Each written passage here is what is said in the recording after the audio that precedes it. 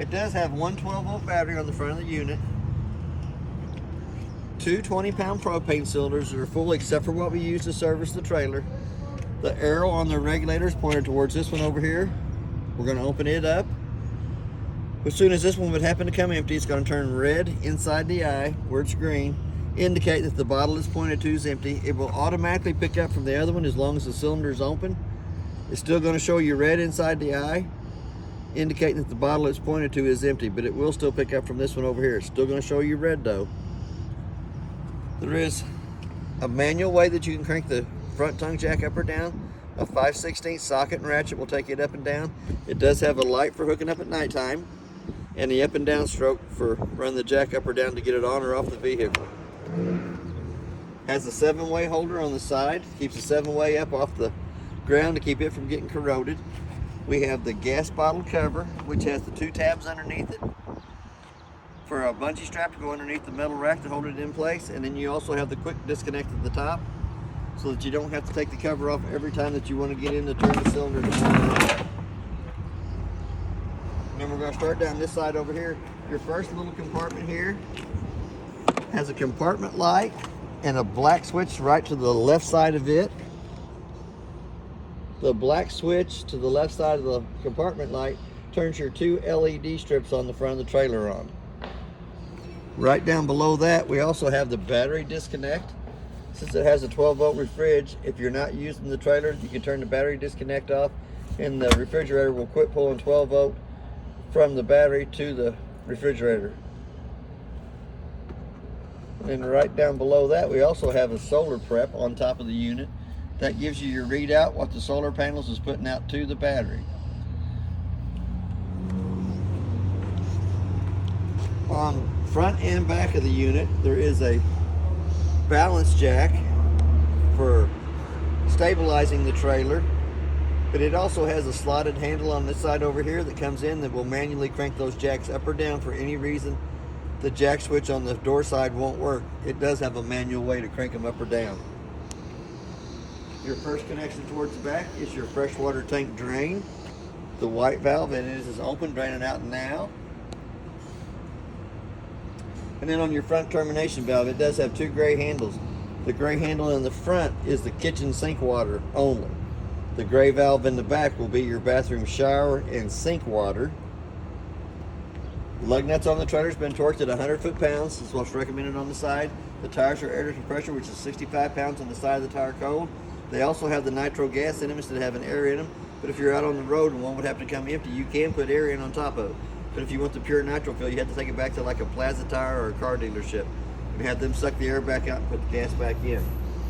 Your second termination valve here in the back, the big black handle coming down from the back, is the toilet water only. The gray valve to the right hand side of the termination valve is for the washer dryer prep that is in the back closet of the unit. The washer dryer has its own tank. Power cord inside the trailer is a 50-amp service. It's 35 foot long.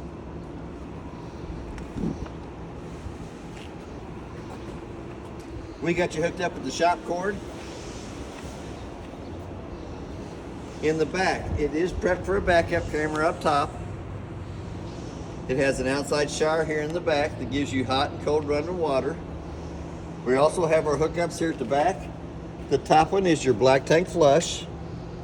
The one on the left-hand side is your city water connect, and the one on the right-hand side is your freshwater tank fill. Anytime that you hook a water hose to the back of the unit, it's always good to have a water regulator on the unit that cuts the water pressure down between 41 and 45 pounds of pressure, just to keep the lines from blowing loose inside the unit. You also have your park cable hookup here in the back and your satellite hookup in the back. The satellite hookup just goes to the living room area. It doesn't go to either one of the bedrooms, just the living room area. Pretty good sized storage compartment here in the back, and on the left hand side of that storage compartment there is the handle that does the slide rooms in or out for any reason they won't work off the motors, and it also does your balancing jacks underneath the unit in front and back. It does have a ladder for going up and checking the roof. Always suggest checking the roof every 90 days just to make sure there's no damage to the roof. The quicker you can find damage to the roof and repair it, the better off you are. We're going to start down this side here. This is just the other side of that same compartment. So we also have our jack switch down here at the bottom for extending and retracting the jacks. The little black circle here on the side through the bottom skirt of metal is for the slide room in the back. That will manually crank that slide room in or out. For any reason it won't work out the switch on the monitor panel, it does have a manual way to crank it in or out. Back door accesses you into the bathroom area. On that door, we're going to open it all the way up. Turn the yellow handle sideways, allows the steps to come out at you. Has a little push button underneath each one of the legs for adjustment. There's 15 to 18 holes in the legs. When the steps come out, the main thing is it has to lay flat in the threshold so that the door fits over the top of it properly. That will access you into the master bedroom and the bathroom at the same time. I'm going to go ahead and put that step back up. No, I'm going to leave it down. That way when we get in the bedroom area, we won't be so crowded. It does have a 110 outlet on the outside of the trailer and a park cable. Our antenna hookup on the outside. We also have our 2 low water drain points. It's up in the fender skirt underneath this side in front of the tire. And then you got your little doggy catch here. It does have the 2 outside speakers. I'll have to show you more about the speakers when we get the stereo on the inside. But you can bring your living room TV out, slide down in this bracket here, plug the 110 outlet up, and the park cable or antenna hookup.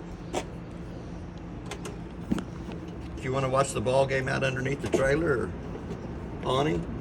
On your hot water heater, you always want to make sure that you have water coming out of the pop-off valve before you turn on electric or gas. The electric switch is in the lower left-hand corner on the outside. Your gas switch is going to be on your monitor panel on the inside, but it also has an anode rod. That is your drain plug for the hot water heater. But an anode rod actually draws all the impurities out of it to that rod, eats up that rod instead of eating up the inside of the tank. Anytime the steel rod in the center is showing, it's time to replace it. Put that little lid back on. Next little hole up here in the front runs the front slide room in or out. For any reason it won't go in or out on its own, it is a manual way to crank it in and out. Outside the furnace, it sucks cold air in the top, hot air out the bottom. It already has the mud dauber screen over it. It's very good to have the mud dauber screen over it. The simple fact that mud dauber screen is less than 15 bucks. It's $145 an hour for every hour that somebody has to take the furnace out and clean it. Front balancing jack switch for extending and retracting nose. And then we have the outside kitchenette. There is an outside grill that pulls out. Gas line in behind it will come out, goes down underneath the trailer, hooks to the connection right to the back side of the frame. On the quick connect there is a T-handle on the bottom that's turned sideways that allows the gas not to come out. For gas to come out of it, it has to be turned in line with the gas line coming into it. It does have an outside refrigerator. It has to have 110 for it to work, and there is also the port spray hose in the refrigerator that hooks to the connection here in the front that gives you cold water on the outside out here, but only cold water, no hot. Now we're going to go back up to the stove vent. For the stove vent to work properly, the 2 little tabs have to be lifted up, allows the flapper to flap, but when you're in travel you'll want to push those back down in place so that it doesn't sit there and flap till it breaks its way out. We're going to go back to the front door. We're going to open the door all the way up. Pull the little blue handle on the left-hand side, allows the steps to come loose from the door frame. As it comes out, it has a little push button underneath each one of the legs. There's 15 to 18 slots in the legs for adjustment. The main thing on the steps as they come out is it does have to lay flat in the threshold so that the front door fits over the top of it properly. We're going to go to the inside of the unit. It does have a working fire extinguisher on the left-hand side, right-hand side. We're going to check the freshwater tank, and it shows you that it's empty. Your battery life shows you that it's fully charged. To get an accurate reading of the battery, you want to have the 110 line unplugged from it. Black tank 1, which is your toilet water, showing you that it's empty. There is no black tank 2 in the trailer. There is a gray tank 1, which will be your kitchen sink, water only. Gray tank 2 will be your bathroom sink and shower, and gray tank 3 will be your washer dryer prep in the back closet of the unit. Your first little red button here to the left side turns your water pump on between the freshwater tank and the faucets. The second one turns your gas side of the hot water heater on. When you hit the gas button, automatically the little door side fault light comes on. It's going to stay on for about a minute. Then when it goes off, the hot water heater will go through 3 lighting processes of light on gas. For any reason it does not light, that little red light's going to come back on. Third red button is a set of tank heaters that's underneath each one of the holding tanks that comes on once it gets below 32 degrees. First light switch turns your lights above the slide room on. Second light switch turns your LED lights on the awning, and your third one turns your center row lights on the living and kitchen area. On that awning, it has an in and out button, so we're going to go ahead and run that out.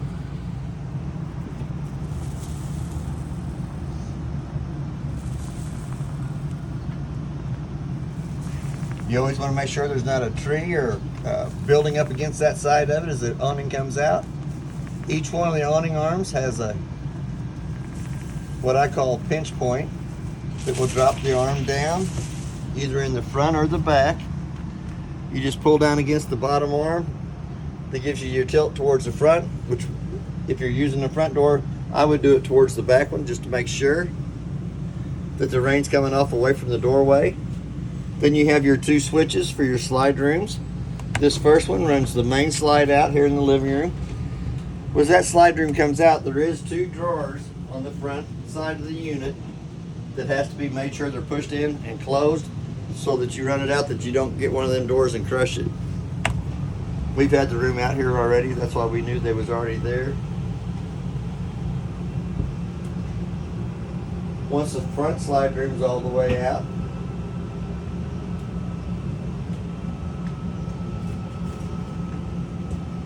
I'll turn around so that I can see the back slide room coming out, and then we'll run the bedroom slide out.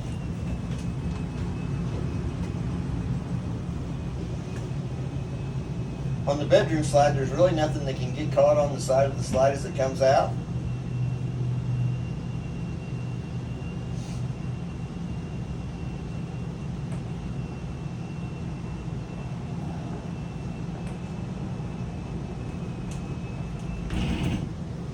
And it'll make that ratcheting noise when it's all the way out.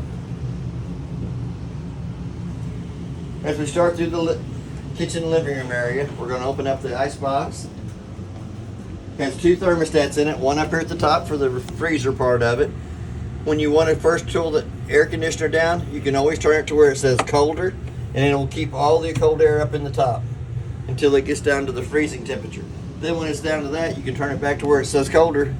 It'll still have the temperature up in the top, but it lets the cold air come down into the bottom. There is a set of push buttons down here in the bottom for the adjustment of the temperature in the refrigerator part of it from 1 to 5, and it does have the on and off button down there. It's also got my groceries in it. Right down below that is the breaker box for the unit. Breaker box is marked with the breakers from the left hand side to the right, what they all are. And on your car fuses on the right hand side from the top to the bottom, the first 3 spots are open. Then you have your 15 amp light fuses as it comes down. It also has a little red light off to the right hand side of it.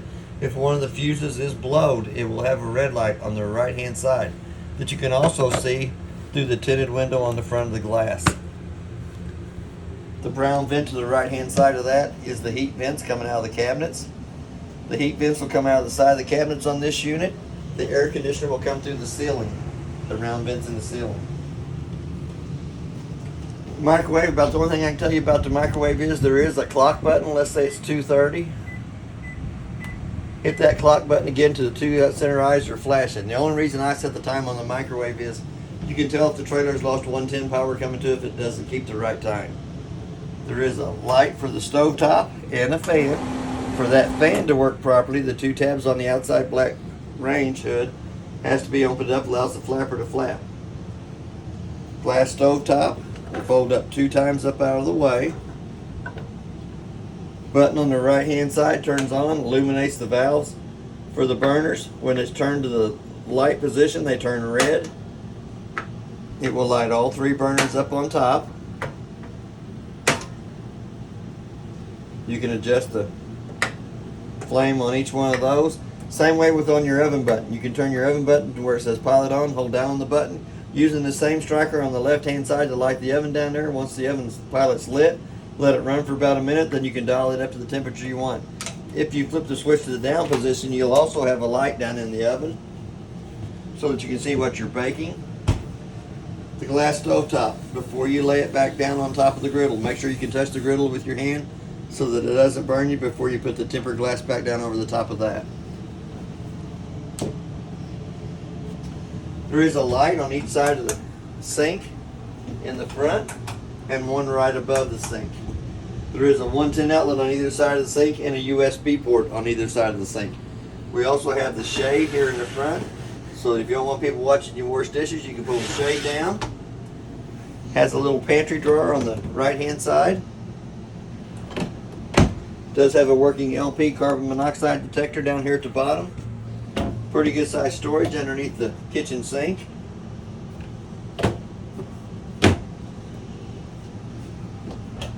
One more cabinet drawer off to the side. And on your 3 drawers on the side, the top one has all your keys in it. One purple key does the front door lock and deadbolt.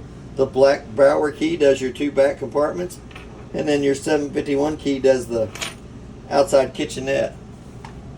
We'll go ahead and grab all 3 of these remotes as we go through. All the paperwork that's in the trailer is in that brown bag, but this is the most important piece of paper in the trailer.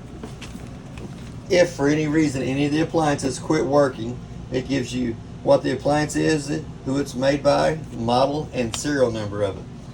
So if you call for any kind of warranty work, the first thing the warranty guy is going to ask for is the model and serial number of the appliance, and that is on that data sheet. As we start down this side here, it does have a push button in the front to turn the light above the seat or table on. There is storage up underneath each one of the benches in the table. It is a fire escape window. The red handles indicate that it is fire escape windows. The 2 lights above the recliners have to be turned on by hand. Little push button in the center of them. There is also cup holder lights. A double tap where the sticker's at. We'll turn them on. Gives you lights at the cup holders and underneath the recliners. In the recliners console is where we'll put these remotes when we're done. There is another USB port for charging your cell phone. The small remote turns the fireplace on and off. You have the coal lights, which you can change the lights on the coals to 3 or 4 different settings. If you leave it on the green setting, they will rotate between all of the colors of the rocks. The flame has 1 to 4 settings on it, so you can change the color of the flames on it. It also has a timer from 1 to 9 hours. And then you have your heat button. There's off, there's low, and there's high heat. And it don't take long for you to be able to tell the temperature change in the front of it. We're going to go ahead and turn them flames back off. The middle-sized remote does the stereo, turns it on and off. Your A speakers and your B speakers. A is your auditorium, which is in here. We'll turn it off. We're going to turn the B speakers on, which will be your outside speakers. And you can hear them playing from the inside. It will also play a DVD between the stereo and the TV. Put your DVD in, you'll use the stereo remote for running the video on it, but you have to change your TV setting from TV1 to AV1, and that will play the DVD between the stereo and TV. TV should have 42 channels on it, working off the antenna on top and the booster.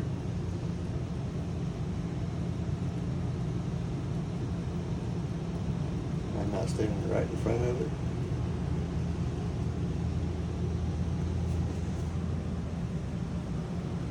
And it's over here to this side.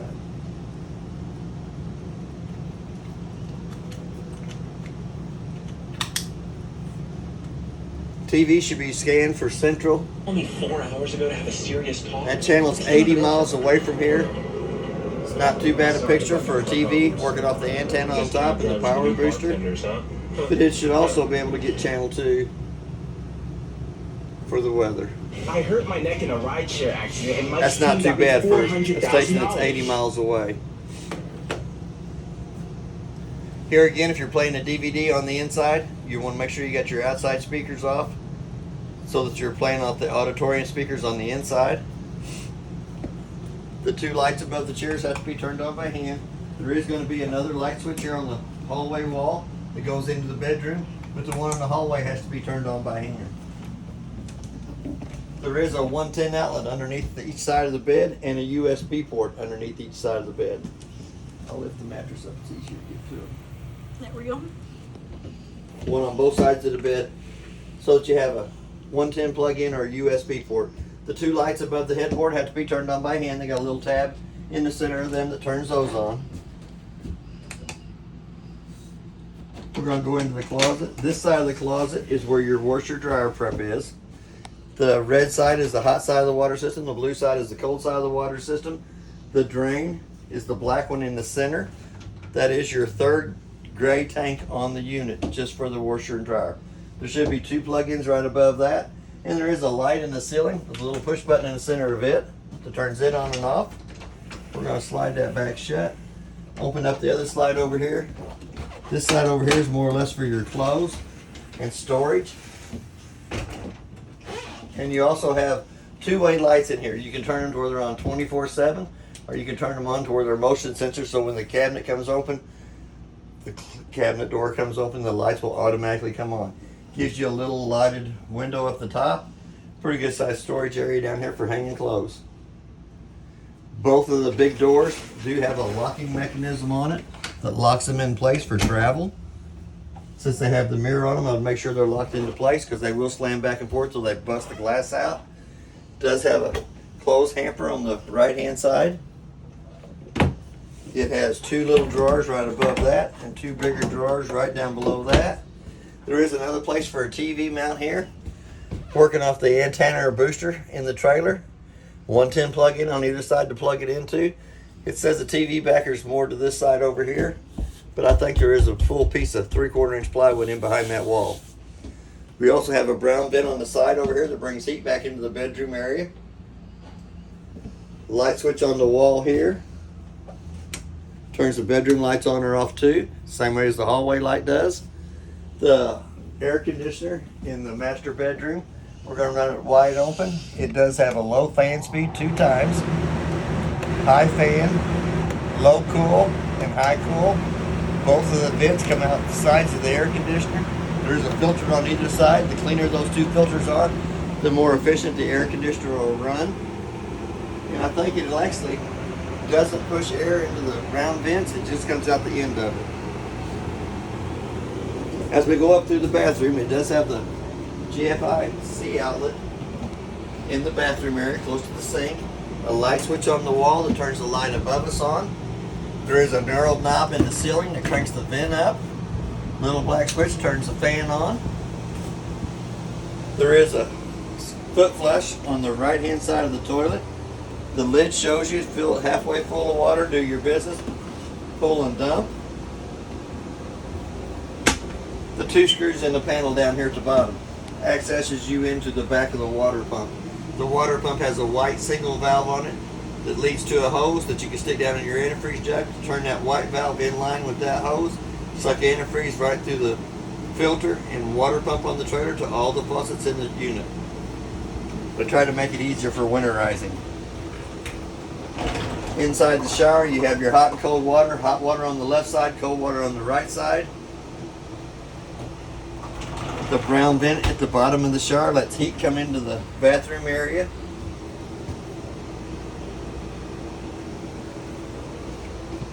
We're going to come back to the thermostat hanging on the wall for the main AC in the living room area. We'll go ahead and turn it all the way off. When we turn it back on, it gives you your fan speed on low, fan speed on high, cool, cool low, cool auto, and cool high. You'll dial your temperature down for the AC in the living room area. Hit that mode button one more time. It has your heat in the lower left hand corner. Hit that mode button one more time and it says off in the lower right hand corner. We're going to turn that right back on so that we have the air conditioning back in here today. The air conditioner vents will come through the round vents in the ceiling. The heat vents will come through the brown vents in the cabinets. It also has a working smoke detector in the unit. The LP unit was up by the stove. And that is basically everything on the unit. If you have any questions, I'll try to answer them the best that I can. And thank you for your time.